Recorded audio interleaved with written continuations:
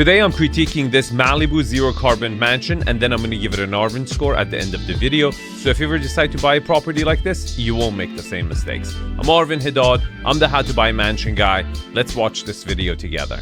What's up everybody? It's Enes here and welcome to Malibu, California. On this week's episode, we're touring this newly constructed modern ranch style home right behind me, facing the amazing views of the Pacific Ocean. Now this home is the first zero carbon certified home here in California, and we're going to talk about what that means later in the video.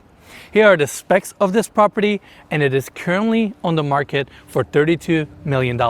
This property ended up selling for $23 million in 2022. Then it changed hands only after 2 years for $25 million in 2024. And most notably, the house right next door, that is slightly bigger and has full basketball/tennis court, sold for $15 million in auction. Let's find out why.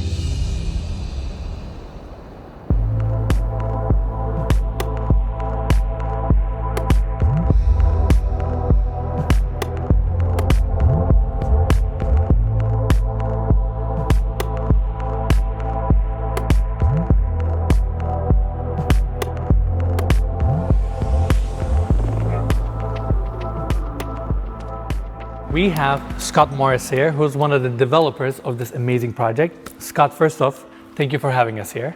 Thank you for coming.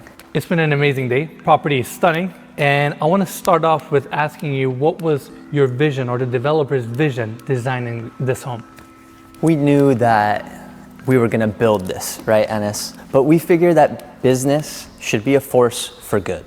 This home essentially emits a net of zero. And when 39% of global CO2 emissions are devoted to the building industry alone, we realized if we were going to build it, we had to build it better. This developer has made a killing selling one of the most undesirable sections of Malibu that is not even in Los Angeles County, it's in Ventura County, into a gold mine for themselves where they've profited significantly from these sales. However, most of these properties on this bluff, which I've critiqued many of them, have performed horribly when the original owner who bought it from the developer has brought them back on the market. Many of them have ended up in auction. If you haven't seen these videos, subscribe right now so you can watch them later. We're going to start our tour on the exterior of this property. House is nicely set back from the street level, and we have this long private driveway that brings us to this point. As you're driving up to the property, everything is beautifully landscaped. In fact, they have planted 317 mature trees on this property. The developer spent $2 million for landscaping alone. I highly doubt it. In fact, I want to see receipts, and I will tell you guys why. My guess is Enes is combining the site budget with landscaping into one to come up with a bigger number so he can justify the listing price. How do I know this stuff? I consult to 20 different cities worldwide, hundreds of clients, and part of my services is I see their contracts. I know how much is charging who for what in what location. So I can tell you the budget for landscaping for this 5 years ago was not $2 million. Continuing our tour, we have the driveway leading us to the 4-car garage. And on that side, we even have a basketball hoop. I want to mention a couple more things. House is situated on a slight hillside. That's why we have all these stone retaining walls throughout the property. Now, I want to bring everybody's attention to here, to the house itself. Beautiful modern ranch style architecture, single story. We have a standing seam roof above us, and focusing back to the walkway, we have these two beautiful trees framing up this walkway straight to the front door, and I'm sure at night they light up beautifully.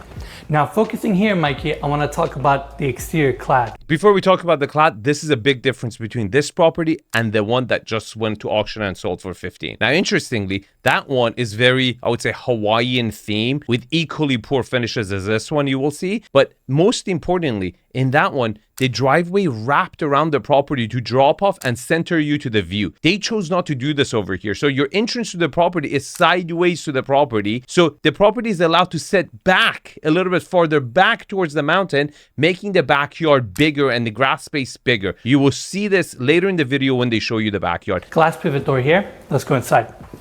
Now, as soon as you walk into this property, the first thing you see is this incredible great room. No, the first thing I see is two really ugly freaking wine cellars on each side. They went for the internal wow factor, right? Your ocean view is secondary, right? So you're kind of playing with that 1-2 punch, a jab, jab, maybe a hook. So you're walking in, you see the depth of the property, you get impressed, you get to see the volume of the property, you see the back tree in the back, but as you step maybe 5 seconds in, the ocean grabs your attention to the right. It's not about wow factor. It's a different sequence than the other house where you corners you off, you enters you center to the view. On each side, we have 2 temperature-controlled wine cellars that hold up 800 bottles, which is super cool. It's also a nice feature to look as you walk into the property. Again, what about this makes it look like zero carbon? This looks like a freaking wine cellar in a $2 million house in the valley, in San Bernardino Valley. It's just really cheap, really cheap for a $30 million home. And around the corner,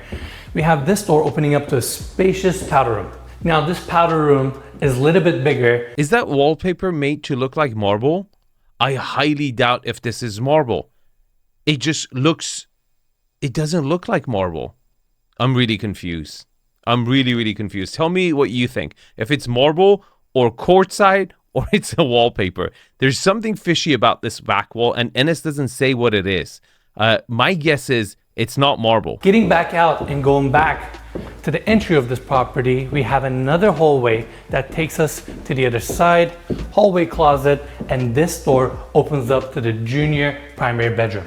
Now, this is an extremely spacious room. We have the king size bed on this side, but the best part about this bedroom, you lay down here and you look towards the Pacific Ocean. Okay, let me tell you guys what I like about this room and what's absolutely a disaster for this entire property. Number one is I like the volume of this room. In fact, for the whole property, it's very well scaled, ratio, proportions are all there. Second, I like how the house is a 1-story and then it's flush with the backyard, the swimming pool, and the ocean. That indoor-outdoor connectivity without any steps is really inviting. It just pulls you in. It's very effortless to go out. Now, a lot of the finishes are below par, but they're allowing that volume and architecture and positioning of the house on the lot do a lot of heavy lifting and really cheaping out on the finishes. Pay attention to the bathroom. But the number one thing I don't like about this property is that it's a $30 million property, ended up selling for 22 and then 24 or 25, but only 2 bedrooms in the entire property open up to the view. Only 2. This one and your primary bedroom. All the other bedrooms are facing the mountain. Now, we have a pocket door here opening up to the bathroom for this room. Oversized tiles on the floors. We have a double vanity setup here. Around the corner, freestanding tub with a chrome fixture, and of course you even have an open corner design here. Now, focusing on to the vanity setup, flat panel cabinetry, stone countertops. I don't think that's natural stone. I think that's very uniform to be natural stone. To me, it looks like engineered quartz. And it's really interesting how this developer is really cutting corners on finishes and really cheaping it out for the price point in the name of zero carbon and minimalistic look, right? And he's got away with it. And it's really funny how amazingly, and hats off to them, okay, for being able to bring subpar projects to the industry and sell it for extremely high retail price, when in the resale value, in the secondary market, after it comes on the market, so many of these properties flop. But this one really hasn't yet, because the second time it came on the market actually sold for $2 million more than what it sold 2 years before it. But now, 2 years later in 2026, the property next door just closed for $15 million. Now, if you don't know, Case-Shilling Index is one of the most accurate ways of measuring how home prices fluctuate. And the main metric that you need to know about that is that they look at the exact home on the market that has sold previously to the home sale that it just happened. So they look at homes that sold now and then compare it, when was the last time it sold, and try to measure the delta in between. And this delta for the house next door just puts a humongous price gap for Malibu right now, which opens up the debate for how badly home prices have been affected in the secondary market in this bluff. Now, interestingly, the developer still has new projects in this development, which I'm going to mention because it's very critical later in the video. Around the corner, we have an open walk-in shower with chrome fixtures, built-in bench. And at the end of this bathroom, we have the water closet here, and the hallway leads you to a spacious walk-in closet that you can customize however you like. Come on. I mean, how many ways can you really customize a square shaped freaking closet? Tell me you didn't want to spend the money without telling me you wanted to spend the money. And you had quartz tiles, everything. And this is a junior primary suite in Malibu. When I look at consulting jobs I'm doing in Japan or in Dubai or in Europe, they dwarf the finishes in Los Angeles that we do over here. They really do. I really feel like Los Angeles has really fallen behind when it comes to finishes and palettes and luxury. We used to lead, but we're definitely not the leaders anymore. Now, Mikey, let's step towards this side. I want to talk about this first seating area off of the entry. L-shaped couch setup accompanied with these two beautiful purple chairs. The furnishings in this house is really exquisite. In fact, it actually comes with the sale of the home. And the seating setup here is facing the fireplace here. Now, I said fireplace, but Mikey, let's get a close up. This one is actually water vapor fire feature, or just a really cool feature to look at, which is awesome. Yeah, this house was actually built extremely sustainably, and they decided to put this feature in here because they wanted to leave zero footprint and have zero carbon emissions. So it's an interesting feature. Zero carbon certification means. Please stop. I can't. This wall is really made to partition the space, okay? So you don't see the entrances to the maid's quarters behind it. Whenever you decide to commit to a vaulted ceiling in really, really big dimensions, you're going to run into problems like this. Whenever you decide to partition, you have to either close off the space, otherwise these like cavities of space are left on the close to the ceiling, which look weird, or you have to come up with these kind of innovative, zero carbon, really ugly fireplaces that are not even fireplaces, like water vapor, and apparently they look very beautiful, to kind of partition and hide stuff behind it, okay? And create different flow. Otherwise, it just looks like a barn. Mikey, let's pull back because right on the other side, we have a small dining area here with a wall sconce, kind of a chandelier feature. This is not a dining area. This is a place you put your kids in timeout. This is horrible. What the hell is this? Why would you come eat by the front door? It's horrible use of space. This obviously should have been like shelves, bookcases, library, lounge chair. Come on. What the hell is this? Like, how could you not foresee this cavity that you wouldn't know what to do with? Like, I covered this stuff in every inch of it in my inner circle. Hey, this is exactly the brand of couch we need to put over here with this type of art. And you should measure the couch to make sure it fits right now. It's such weak planning. It's horrendous. I want to take everybody here. Behind this wall, we have a small hallway that connects us to the kitchen or connects us to this hallway here. At the end, we have the door leading us to the garage. This door opens up to another powder room. Oh my God. Another tile bathroom. Horrible. And coming back here, we have some built-in closets, and this door opens up to the first bedroom. Same hardwood floors. We have the bed set up here, walk-in closet, and around the corner, you have a full bathroom with a walk-in shower. And lastly, it leads you to the back side of the property where we have the gardens. We're gonna check that out in a minute. Now, Mikey, also within this section of the home, we have the laundry room, 2 washers, 2 dryers, you get a sink, and some additional cabinetry. Cheapest finishes I've seen. So cheap. Just cheap, cheap, cheap, cheap, cheap. Now, coming back to the hallway around the corner, we have a hallway closet, and this door takes us to the gym. We have all your gym equipment here, weights, a rowing machine, Peloton. We have mirrored walls, and throughout the property we have all these sliding glass doors and these massive windows with automatic shades. And in this case, this sliding glass door leads us to the back side of the property where we have the gardens and the retaining walls. This side is super cool. That's cool. You can have a tomato between sets, It's not bad. At least it's lush, I would have expected your gym to kind of open up, your spa to open up to the ocean view, because that's the main attraction. That's why you're driving 2 hours from Los Angeles to get here for the ocean, because you could have this anywhere in LA, The look up back against the mountain is free. Now, Mikey, let's take everybody back to the common areas. And coming back here, we have the kitchen in front of us. What I love about this space is the fact that it's located right in the center of this home. What I love about it, if you got 4 friends coming over, they could play Ghost, you could be Pac-Man. You could run around. these 4 islands and play along. All right, let me tell you what I like about it, what I don't like about it. The finishes are just garbage, absolute garbage.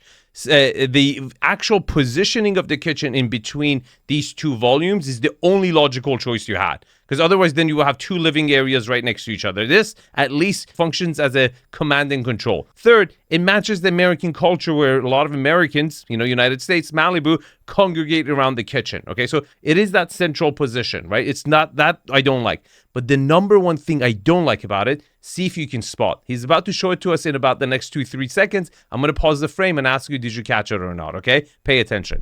And across from this kitchen, we also have this dining area here. And again, sliding glass doors. Now I want to focus on this side for a second.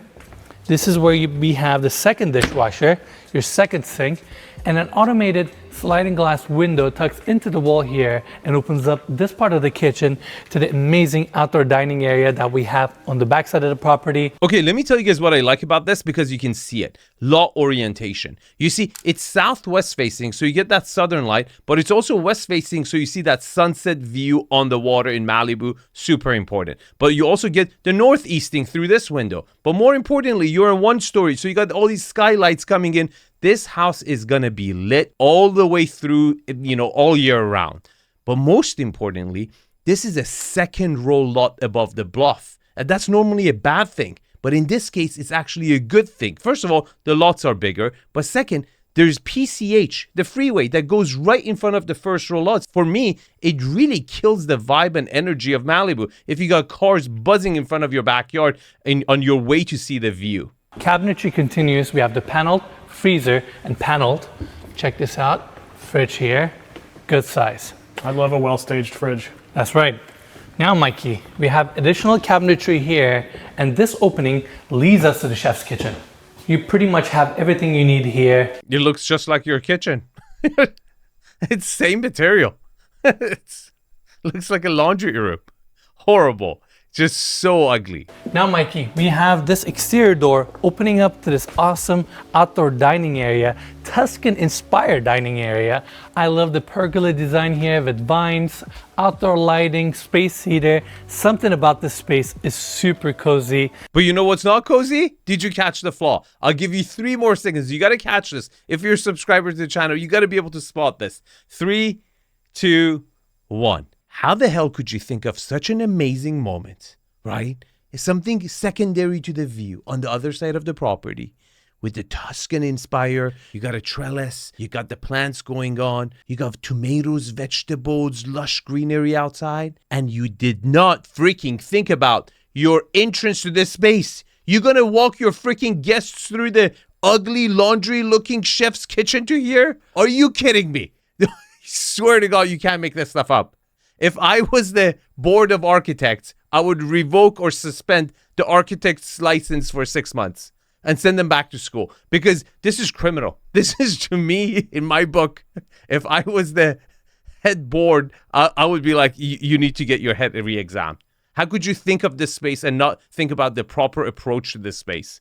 Criminal. Since we're located on the hillside, we have this retaining wall, again, mature trees all around us. And check this out. Around the corner, we have beehives because you can actually harvest your own honey on this property, which is amazing. That's a really unique detail. I don't think we've ever seen like beehives or honey operation on a property before. Never before, and it's kind of nice because this is the lifestyle around here, Mikey. You grow your own vegetables, eat and live healthy, and enjoy the ocean views. Yeah. Now, Mikey, we have this door. We're going to take an interesting tour here and go into the screening room. It's another cozy space that's facing the backside of the property. We got this couch set up here, facing the screen, projector above. It's just another room. They put a couch in and calling it a screening room. Horrible. Long and narrow with not much depth. Doesn't make me want to come watch movies here whatsoever. Now, since we came into this room from the backside of the property, I want to go through the main entry. We're actually right behind the secondary seating area that is located right next to the kitchen. Now, this seating setup is all open, facing the TV. And what's great about this seating area is the fact that right behind that, we have the bar. Dual elevation, bar seating, plenty of cabinetry. And what's so great about this bar is that the light from this window is going to overexpose your TV so you'll never be able to watch TV during the day. Now, I like the bar being over here, and I like the family room being right next to the kitchen. But do you know what kind of a problem we're running into? A big volume with vaulted ceiling problem. You see, when you have these big spaces, it's really hard to partition them with a wall because it looks weird, okay? It looks really weird. It creates these little cavities that creates all types of problems. So you end up keeping it very open, which optically look really cool. But having these spaces next to each other, first of all, it creates lack of privacy, noise pollution, but also collateral damage. There are elements of this hurting that one and the elements of that one hurting this one. And that you can't really avoid. You just have to live with. I mean, this is phenomenal. You can entertain indoors or outdoors here, facing the views. And coming back to the cabinetry, we have a small fridge here, kegerator. Wow, they chose marble here. Wow, they went all out. They're balling. They just were like, wrote a white check. Go, get crazy. The space is all open, and around the corner we have a few bedrooms that I want to show to everyone. This hallway starts here, and the first door leads us to the third bedroom. Again, very spacious. Around the corner we have the walk-in closet, and this door opens up to a full bathroom with a walk-in shower. And what's so great about these bedrooms is the fact that they all open up to the outdoors and the integration with the nature here. We have an open corner design, sliding glass doors all opened up right now, and that's where we have the beehives right there, Mikey. Okay, so this is a great outdoor space for your guests to get stung by bees. I mean, there's no interaction, actually. You got to sit down and wait for the bees to come to you. There's no grass. There's no walkway. You're just kind of stuck there, you know? Have a cup of coffee, wait for the bees. Let's go check out the fourth bedroom, which is right around the corner. It starts right here. This one is a little bit more spacious. Same hardwood floors, vaulted ceilings here, bed set up on this side. And I want to mention something. Throughout the property, we have HRV system. And what that means is they actually filter and circulate the air within the home. Oh, you might want to change it from HRV. Sounds too much like HIV. It's supposed to be a good thing. Okay. All right. Another bedroom that it's not opening up to the ocean. Okay. Again, these are your two other bedrooms on this side that you get, you know, garden view. Not ideal whatsoever, considering we're over 2 acres. Oceanfront property. When I had a chance to talk to the developers, I told them I would make this bedroom an office because, Mikey, imagine having your desk right here and this is your view. I feel like you'll be in so much peace and tranquility. Yeah, except if anybody comes to visit you, they have to go through the door all the way on the other side of the property, go through the formal living space, meet your wife and kids by the kitchen, play a game of Pac-Man, continue through over here to find you in this corner. A horrible place for an office if you want to get that exclusion from the rest of the family and everything. Let's take everybody outside. Look at the grounds here, the landscaping. It's amazing. We got this gorgeous tree right in the center, again with outdoor lighting, so I'm sure at night it looks great. And coming back here, Mikey, this is that massive steel-cased window assembly that we talked about that leads us to the great room. Now, I want to take everybody here. We have a door leading to outdoors, hallway closet here, and before we check out the primary bedroom suite that starts right here, I actually want to go through this room. We have the 5th bedroom situated on this side. Comes with sliding glass doors leading to the outdoors, and of course, off of the entry, walk-in closet, and a spacious bathroom with a walk-in shower. Okay, same problem with the finishes. Again, good sized bedroom, doesn't open up to the ocean. Now, Mikey, are you ready for the primary bedroom suite? I've been waiting. Let's do it. It's pretty special. It starts right here with this massive pivot door leading you to the bedroom. But first, I actually want to go through this opening here because we have an office attached to the primary bedroom suite. We have some built-ins on the back with open shelving and LED lighting, nice high ceilings, glass table right in the center, perfectly positioned for you to take advantage of these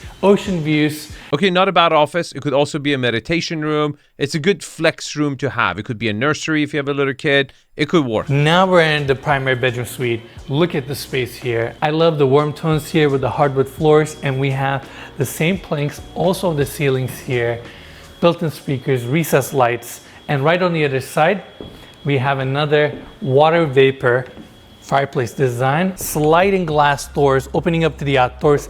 I mean, look at this, Mikey, for a second. This is your king size bed, and the Pacific Ocean is right there. Granted, we just had the clouds roll in, but I mean, it is literally right there. You flow straight to your backyard. This is phenomenal. This is what the Malibu lifestyle is all about. Now, I want to take everybody inside. Before we check out the primary bathroom, Mikey, I want to actually bring right here. We have the primary closet, all polyform cabinetry, ton of open space. You have your shoe racks, hangers, wardrobes, everything you need here. Except a mirror. You don't have a mirror in your walk-in closet. You don't have a vanity set up for your walk-in closet.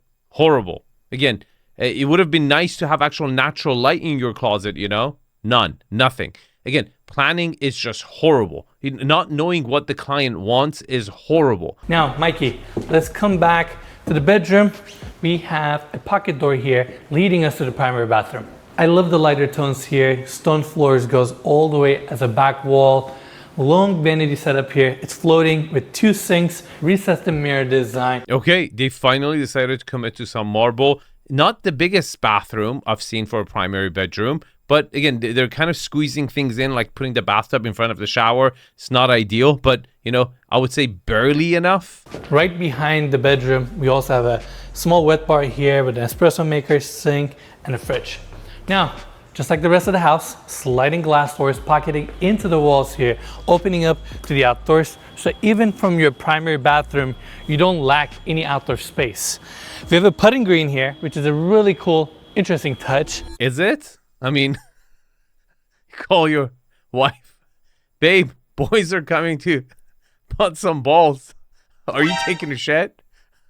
I mean, why would you put a putting green in front of your primary bedroom, bathroom?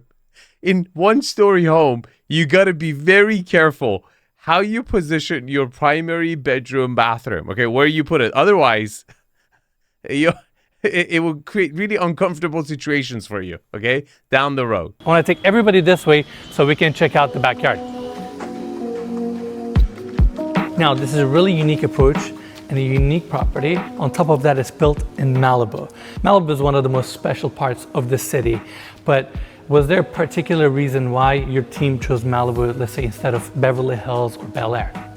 We chose Malibu many years ago. No, you really chose Oxnard. It's technically Malibu, but it's really not, okay? It is East Egypt Malibu, okay? Really, really, really far Malibu. The beauty of what they've done, okay, let's give credit where it's due. They bought a great parcel of land that was flat, that probably for very, very cheap.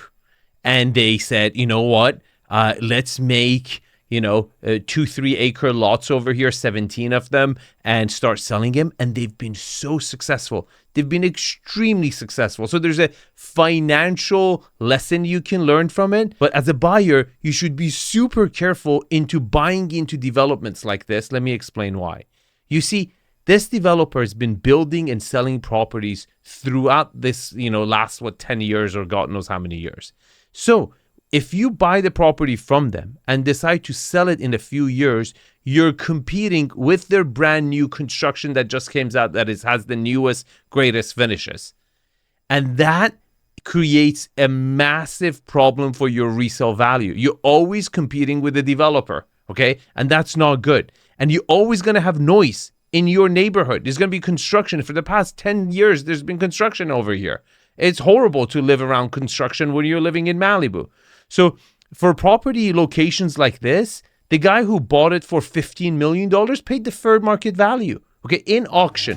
This property has 460 feet of frontage, which allows you to really enjoy the ocean views from every single part of the home. This is the best part of the property. You see, when you compare this property, which I believe would do better than the one right next to it, even though it has smaller square footage and doesn't have a sport court, a full tennis court, and a basketball court, is because how they position the house on the lot. You see, the back row lots on this bluff have a problem. They're backwards to the view.